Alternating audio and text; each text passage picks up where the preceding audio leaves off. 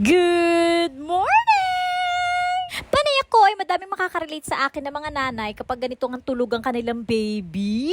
Habang tulog nga ang aking bunso, ay kailangan ko nang labhan tong mga sapatos ng mga anak ko. Diyos ko, kung kailan naman kasi pasukan na kinabukasan, tsaka ako pa naisip na labhan. Hindi na kasi ako bumili ng bago pa kasi naman ayos pa naman yung sapatos nila. Bibili lang ako pagka medyo sira-sirano, tsaka wala naman talaga akong pambili. Ako kasi yung tipo ng nanay na hindi ako bili ng bago kasi mabilis lang lumaki ang paa ng mga bata. Kaya naman hanggat kaya pang suotin, pinapasuot ko pa rin. Hindi pa ako bumibili ng bago. Ano nga bang pinaglalaban ko? Wala. Nagkukwento lamang po ako. Habang naglalabang ako, may batang kwento ng kwento sa akin. Parang gustong agawin yung brush at yung sapatos. Gusto ata niya siya maglaba.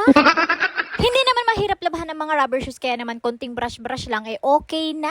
Kanina nga naglaba na nga ako ng uniform ng anak ko. Diyos ko, kung kailan talaga pasukan, tsaka pa ako naglaba. Pinasampay ko nga lang pala to kay mister doon sa may bahay habang wala yung may-ari ng bahay. Sasalisi muna ako ng pagsasampay. Pasampay po.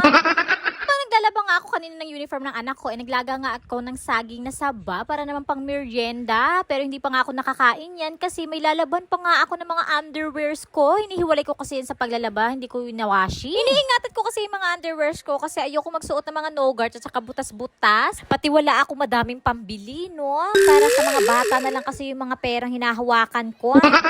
Tayo kasi yung mga nanay na puro trabaho lang, walang sweldo, kaya wala tayong pambili ng bagong underwear. Charing lang, bumibili naman ako pagka talagang wala ng kapit yung garter, no? At saka talagang pagbutas-butas na, pagka pumapasok na yung hangin sa ilalim, mas presko pa nga yun no? At saka kailangan paltan kasi hindi tayo makakapahinga sa mga mister natin. Bising-bising nga ang ina nyo kasi pagkatapos maglaba, naghugas naman ng pinggan. Diyos ko, hindi na talaga ako nawala ng gawain dito sa bahay. Ganyan ang tamang paghuhugas ha. Hinuhugasan din yung mga kaldero at mga kawali. Hindi yan hinihiwalay at iniiwan sa paghuhugas. Tapos yung mga used oil, huwag nyo itapon sa inyong lababo kasi makakabara nga yan. Para iwas sira ng mga gamit, ingatan nyo rin talaga. At syempre, pagkatapos magugas ng pinggan, linisin din yung lababo nyo, ha? Huwag nyo iwan basta-basta ng puro kanin lang. Pero dito sa amin, di nga maiwasan yung kasi naman laging walang tubig. Minsan lang, kung magkatubig man, 1 oras lang o 2 oras. Diyos ko, ano na tayo? Tapos pagyaran, ang laki-laki nga ng bill ko.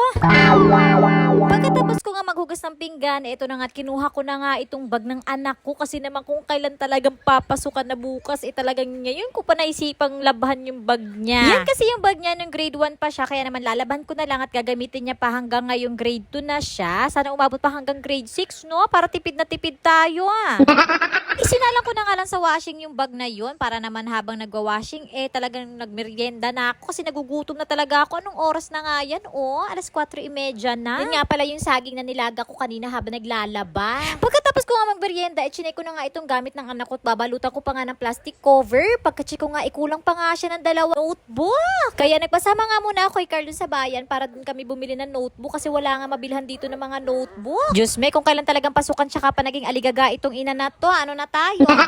Kaya nga ito pagka-uwi namin, ibinalutan ko na nga agad to ng plastic cover. Hindi ko binibilinan yung anak ko na wag mong sirain yung notebook mo, no? Hindi katulad nung grade 1 siya talaga naman sira ang notebook niya. Katapos ko nga magbalot ng mga notebook ng anak ko, nagawa naman ako ng yelo. Diyos ko talaga naman. Bonggang-bongga yung katawan ko. Feeling ko talaga maghihilig ako nito pagkatulog.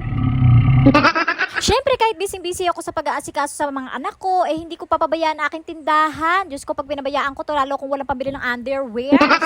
Mas pabor pa nga sa akin na madaming ginagawa kaysa sa nakahilata lang ako kasi feeling ko pag nakahilata ako, nangihina ang aking katawan, hindi ako sanay na hindi kumikilos. Pagkatapos nga gumawa ng yelo at ilagay ito sa mga ref, nagplansya naman ako ng uniform na susuotin ng aking anak kinabukasan. Diyos ko, anong oras na yan? Diba kaya naman inuna kong paggawa ng yelo kaysa sa magplansya kasi naman baka naman mapasma ako pagka inuna ko yung plansya tas gagawa ng yelo. Siyempre, kahit busy-busy tayo sa mga gawaing bahay, alagaan pa rin natin ang mga sarili natin, no? Kaya hanggang dito na lang. Maraming salamat. See you next time. Bye!